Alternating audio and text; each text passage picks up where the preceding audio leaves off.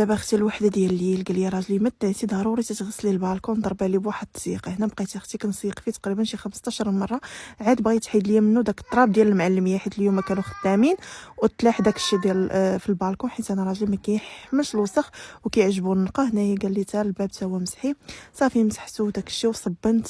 حتى الصابون ما كيحملش يكون الماكينه عامره، ما كيحملهاش. هنايا كنت بقات لي غير شي حاجه ديال الحوايج، صافي قال لي غير حيديها عليك العيد دابا وجاي وداك الشيء. صافي هنايا نشرت الحوايج صبنت وكلشي عطرت وخليت البالكون كيشقشق. عاد مشيت انا ضربت عليا بواحد التدويشه حيت والله الا كنت عيانه اليوم مع الصيام ودازو عندي بزاف د الحوايج، عيانه عينيا. شوفوا كيفاش دايرين.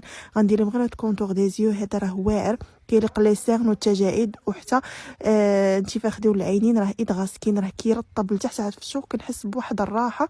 ما نعاودش لكم كندير واحد الماساج للعينيه. وهاد اونيسكين وجهي فوق ما كيتكرفص ليا بالشمس وكيخرج ليا النمش كنديرو حيت كيحيد النمش والكلف والتصبغات. هاد لاكام راه عامين ونص وانا كنبارطاجيها معكم وعمرني بدلتها. غتلقاوها في جميع لي باغا ولي فارماسي.